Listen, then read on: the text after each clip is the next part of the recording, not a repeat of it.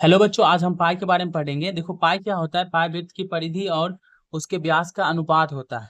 कहने का मतलब ये हुआ कि जब हम वृत्त की परिधि में उसके व्यास से भाग देते हैं तो हमको एक नंबर मिलता है। उसी नंबर को हमने पाई कहा। ठीक है, जैसे एग्जाम्पल से समझते हैं। जैसे मान लो इस वृत्त के परिधि में हमने इसके व्यास से भाग दिया तो हमको 3.141592 इस तरह से औसत अनावृत्ति दशमलव मिला।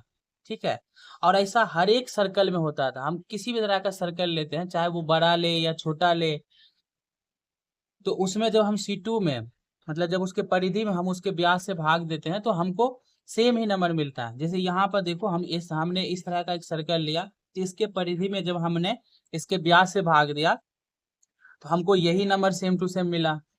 और एक अनदर सर्कल हमने लिया, जैसे ये देखो, जैसे ये एक सर्कल है, इसके परिधि में हमने इसके व्यास से भाग दिया तो हमको सेम वही नंबर मिला। तो ये जो हर बार हमको सेम नंबर मिल रहा था, इसी नंबर को हमने पाई कहा।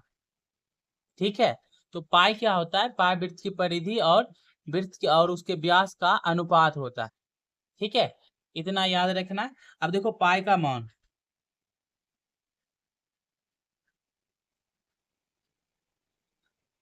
तो पाई जो होता है, अभी तुरंत पढ़ रहे हैं कि पाई होता है, पाई का जो एक्चुअल मान होता है वो 3.141592 इस तरह से औसत अनावृत्ति होता है। तो ये पाई का वास्तविक मान है।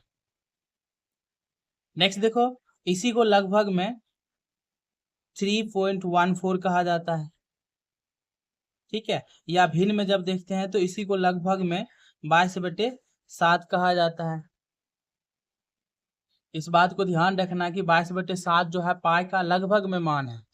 3.14 जो है ये भी इस पाई का लगभग मान है, ये इसका वास्तविक मान नहीं है। ठीक है, और एक चीज देखो याद रखना कि पाई जो होता है हमेशा 3.14 से बड़ा होता है और 22/7 से छोटा होता है।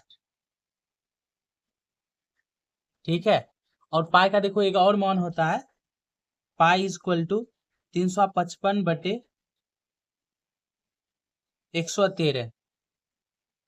तो ये भी लगभग में मान होता है।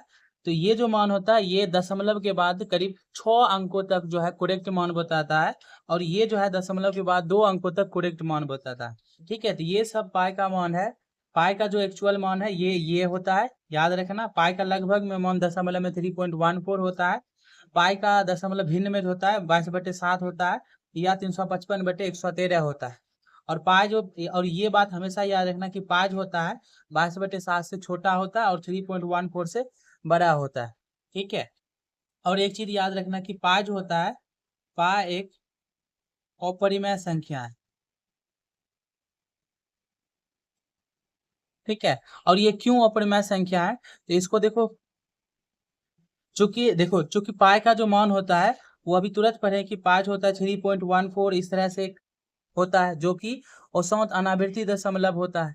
और जितना भी औसत अनावृत्ति दशमलव होता है वो आ, अपरिमेय संख्या कहलाता है। इसलिए पाई जो है एक अपरिमेय संख्या है।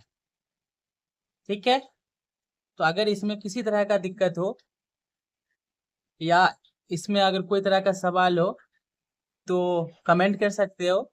नहीं तो टेलीग्राम चैनल पर जो है आप वहां पर कमेंट करना, मैं उसका जवाब जरूर दूंगा। ठीक है, तो मिलते हैं नेक्स्ट डे। और इसका अगर नोट करना, अगर इसको अगर नोट करना है तो ये सब चीज लिख लेना। ये पाई के बारे में दिया गया है कि पाई जो होता है सब वही चीज है जो भी पढ़ रहे हैं। ठीक है, अगर लिखना होगा तो लिख लेना, यहाँ तक है। ठीक है, तो मिलते हैं नेक्स्ट डे।